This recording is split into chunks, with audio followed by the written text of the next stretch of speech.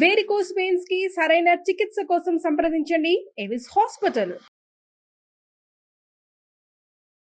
నమస్తే, welcome to Suman TV. ప్రస్తుతం మనతో పాటు అన్నవరపు తిరుపతి మూర్తి అవధాని గురుగారు ఉన్నారు. వీరితో ఈ రోజు కొన్ని విషయాన్ని మనం చర్చిద్దాం. గురుగారు నమస్తే అండి. ఓం శ్రీ మహాగణాధిపతయే నమః. గురుగారు, ఇప్పుడు మనకి ఈ నెల 26 తారీఖున శివరాత్రి వస్తుంది కదా. అయితే మామూలుగా అయితే చాలా మంది ఉపవాసాలు ఉంటారు, పూజ చేస్తారు, గుడికి వెళ్తూ ఉంటారు. అయితే ఈ రోజున మనం ప్రత్యేకంగా ఇంకేదైనా పూజ నిర్వహించవచ్చా మనకి శివరాత్రి రోజు? శాంతం పద్మాసనస్థం శశిధరమకుటం పంచవక్త్రం త్రినేత్రం శూలం వజ్రం చ ఖడ్గం పరశుమభైదం దక్షభాగే వహంతం నాగం పాశం చ ఘంటాం ప్రళయహుతవహం సాంకుశం వామభాగే నానాలంకారయుక్తం స్ఫటికమణినిభం పార్వతీశం నమామి సదాశివాయ నమః. జన్మతః శివరాత్రి, జన్మకో శివరాత్రి, రమ్యకమైన రాత్రి శివరాత్రి, అశీతి శివరాత్రి. అంటే ఇప్పుడు మనకు వస్తున్నటువంటిది అశీతి శివరాత్రి అంటారమ్మా. అశీతి శివరాత్రి అంటే 80 సంవత్సరాల తర్వాత ఈ శివరాత్రి మళ్ళీ ఉత్పన్నమైంది. మనకు వీటిలో ఈ శివగణాలలో ప్రధానమైన వాళ్ళు అష్టభైరవులు అని ఉంటారు. 8 మంది భైరవులు. ఈ 8 మంది భైరవులు కూడా రొటేషన్ అవుతుంటారు ఎప్పటికప్పుడు. కొంత సమయంలో సంహార భైరవుడు, ఉన్మత్త భైరవుడు, క్రోధన భైరవుడితో ఈశ్వరుడు కలిసినప్పుడు ప్రమాదాలు సంభవిస్తూ ఉంటాయి. క్రోధన భైరవుడు మొత్తం నానా ఎటు చూసినా ఎవరి మీద ఎవరికి ఆ క్రోధం తప్ప సాత్విక విధానాలు ఎవరికి ఉండవు. అలానే ఇప్పుడు సంహార భైరవుడు. ఈ సంహార భైరవుడు అనేటువంటి విషయం గురించి మనము నెలా 15 రోజులుగా చెప్పుకుంటున్నాం.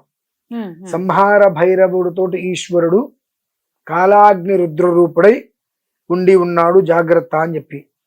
ఈ నెలా 15 రోజులలో ఎన్ని అగ్ని ప్రమాదాలు చూసుంటాం మనం. కాలాగ్ని రూపుడై ఉన్నటువంటి ఈశ్వరుడు సంహార భైరవుడితో కలిసి ఉన్నాడు, తస్మాత్ జాగ్రత్త అని చెప్పుకున్నాం. ఈ నెలా 15 రోజులలో ఎన్నో అగ్ని ప్రమాదాలు, ఇంతకు ముందు కన్నా ఎక్కువ, చాలా సంబంధం లేకుండా ఎక్కడ పడితే అగ్ని ప్రమాదాలు చూస్తున్నాం. వాయు ప్రమాదాలు సుమారుగా 6-7 విమానాలు యాక్సిడెంట్లు కూడా మనం చూసాం. నిన్న మొన్న ఏదో భూకంపం కూడా ఒకటి మనం వింటున్నాం. చిన్నదా పెద్దదా మొత్తానికి ఏదైనప్పటికీ కూడా ఇటువంటి ప్రమాదాలు మనం గట్టిగా చూడక తప్పదని చెప్పి ఖచ్చితంగా నెల 15 రోజుల క్రితం మనం చేసిన కొన్ని వీడియోస్ చూసినట్లయితే క్లియర్ కరెక్ట్ గా అందులో తెలుస్తుంది. అంత సంహార భైరవ ఉగ్ర రూపంలో ఉన్నాడు కాబట్టి ఆ ఈశ్వరుడు ఆయన్ని ప్రసన్నత చేసుకోండి. 24 గంటల సేపు ఆయన నెత్తి మీద నీళ్లు పోస్తూ ఆయన శాంతింప చేయండి. ఆయనకి ఏమీ చేయక్కర్లేదమ్మా, ఎడతెరిపి లేకుండా నీళ్లు పోస్తూ ఉంటారు ఆయన నెత్తి మీద. హరహర అనుకుంటూ మనస్సును శుచిగా పెట్టుకొని చెంబు నీళ్ళు ఆయన మీద పోస్తే సంతోషపడతాడు. అటువంటిది ఆ 24 గంటలు ఆయన మీద అలా ధారాగా నీరు పడుతూ ఉంటే ఆయన శాంతిస్తాడు. ఆయన శాంతించాడు అంటే మనం ప్రశాంతంగా ఉన్నట్టే.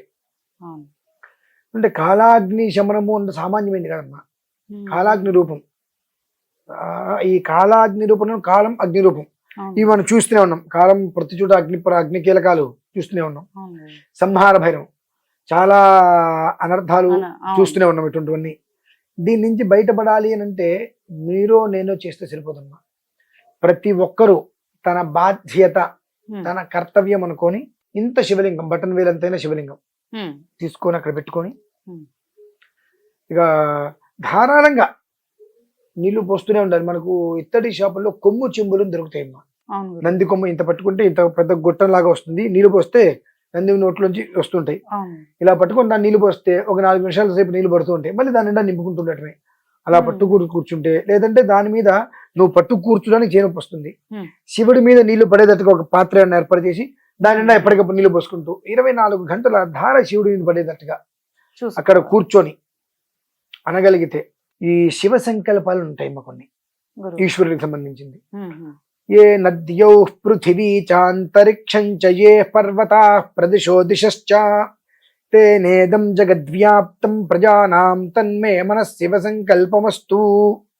ఏ మనో హృదయం ఏ చ దేవా ఏ దివ్యా ఆపో ఏ సూర్యరశ్మిః ते श्रोत्रे चक्षुषी संचरन्तं तन्मे मनः शिव संकल्पमस्तु.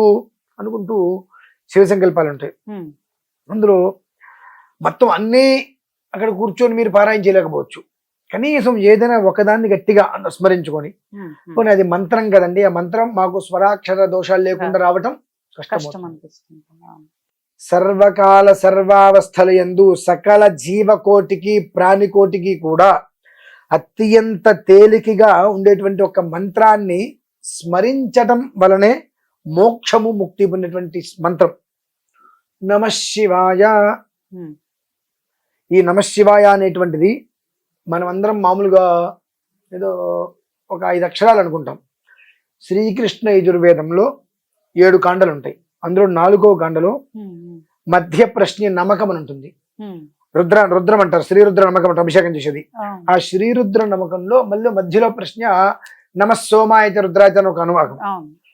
అందులో దానికి చివరి నుంచి మొదటికి వస్తే ఈ నమఃశివాయ అనే పదం అందులో వస్తుందండి. ఉమ్, ఉమ్, ఇదే మన ఊరికే నోటి నుంచి ఉచ్చరించే పదం కాదు, కాదు. ఒక మంత్రంలో నిగూఢంగా చెప్పబడినటువంటి నమఃశివాయ మంత్రం అది. ఉమ్, ఆ నమఃశివాయ అనుకుంటూ 24 గంటలు ఆ రోజున. చేసుకోగలిగితే ఉమ్, దారేపోయేటువంటి దరిద్రాన్ని మనం నెత్తిని పెట్టుకోకుండా ఉంటాం. ఉమ్, ఎందుకంటే 80 సంవత్సరాల తర్వాత 8 అంటేనే కాలచక్రం అమ్మ. ఆ, ఆ, ఇలా మీరు మొదలుపెట్టి ఇలా 4 సార్లు అంటే ఎక్కడ మొదలు పెట్టామో మనకు తెలియదు. తెలీదు. అవును, అవును. ఆ కాలచక్రం అనేటువంటిది మళ్ళీ పునః వెళ్తే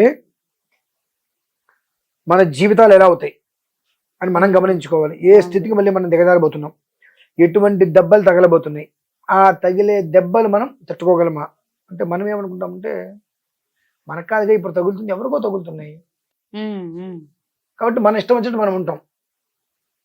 ఎవరికి తగిలినా దాని యొక్క ప్రభావం ప్రతి ఒక్కరి మీద పడుతుంది. సుకృతం దుష్కృతం చేయవ కనుక ప్రతి ఒక్కరు జన్మతః శివరాత్రి, ఉమ్, జన్మకో శివరాత్రి. దీంట్లో ఇంకా ప్రధానమైనది ఏంటంటే అమ్మా, ఉమ్, ఒక మనిషి పుట్టి 80 సంవత్సరాలు జీవిస్తే ఆ మనిషికి సహస్ర చంద్ర దర్శన శాంతి అనేటువంటిది కూడా ఒకటి ఉంటుంది. అంటే 1000 పౌర్ణమిలు చూస్తారు వాళ్ళు. 80 సంవత్సరాలు పూర్తయితే 1000 పౌర్ణమిలు చూస్తారు. ఉమ్, ఆ 1000 పౌర్ణమిలు చూసింది దానికి ఒక రకమైన శాంతి ఉంటుంది.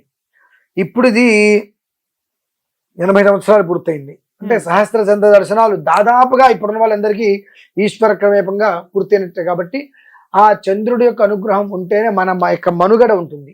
ఉమ్, ఉమ్, ఉమ్, ఒక మనిషిని చూస్తే ఎలా ఉంటాడు, ఇంకొక మనిషి అంటే ఆవేదన అవును, అనేక రకాలు. అవును. ఇదే ఆవేదన దానికి వేరేది, ప్రతి దాంట్లో అనేక రకాల ఆవేదన. ఆ ఆవేదన పర హృదయం అంటే హృదయం అనేటువంటిది స్థిరంగా ఉండకుండా చంచలంగా ఉంటూ ప్రతిదాని మీదకి కనిపించిన ప్రతిదానికి ఆ హృదయం వెళ్ళిపోతూ అది దొరకదని చెప్పి మానసిక ఆవేదనకి తీసుకొచ్చేటువంటిది వాడు చంద్రుడు. ఉమ్, ఉమ్, ఉమ్, కాబట్టి ఈ శివరాత్రి రోజు నాడు ఆ చంద్రమౌళీశ్వర శివలింగం, ఆ చంద్రమౌళీశ్వర శివలింగానికి కనుక అర్చన చేసుకోగలిగితే ఉమ్, భగవంతుడి యొక్క అనుగ్రహం వలన ఈ యొక్క మానసికంగా ఉండేటువంటి ప్రతి ఒక్క విధానం నుంచి పరిపూర్ణంగా బయటపడతారమ్మా. మనస్సు ప్రశాంతంగా ఉంటే మనంతటి ఆ అందమైన జీవితం ఇంకెవరికి ఉంటుంది? అవును, అవును, డబ్బెంతైనా ఉండొచ్చు, అవును. అసలు డబ్బు లేకపోవచ్చు. తృప్తి, మానసిక మానసిక ప్రశాంతత, ప్రశాంతత. ఈ 2 మనిషికి అవసరం. ఈ అవును. 2 లేకపోతే ఎంతున్నా మనకు ఉపయోగం లేదు. అవును. కాబట్టి ఆ 2 పరిపూర్ణంగా భగవంతుడు ఇస్తాడమ్మా. ఈ శివరాత్రికి కాలచక్రంలో మళ్ళీ నిర్ణయాత్మకంగా ఒక విధానం ప్రారంభం కానుంది.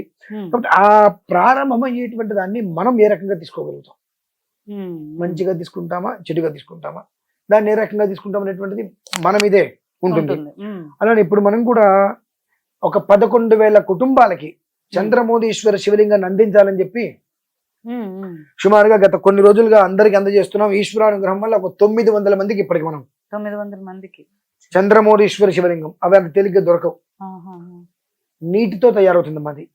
నార్మల్ గా అయితే Stone వస్తుంది కదా? స్టోన్ ది అలా పంచలోహాలు వస్తుంటాయి. ఉంటాయి. అవును. ఈ చంద్రమౌళీశ్వర స్ఫటిక శివలింగం అనేటువంటిది -డిగ్రీస్ లో నీరు మీద నీరు పడి రాయి అయిపోతుంది. అది ఉహు. మనం డీప్ ఫ్రిడ్జ్ లో నీళ్లు పెడితే గడ్డగడుతుంది కదా, అవును, అవును. అలా మైనస్ లోకి వెళ్ళిపోయి కంప్లీట్ గా ఇక మనమైతే అక్కడికి వెళ్తే శ్వాస కూడా చచ్చిపోతాం, మనం ఉహు. గడ్డగట్టుకుపోతాం. మనం ఉహు. 2 నిమిషాలు అక్కడ ఉంటే మన ఒళ్ళంతా ఇట్లా గడ్డ అంతటి మైనస్ లో ఆ నీటి లోపల అవి రాళ్ళు వస్తాయి.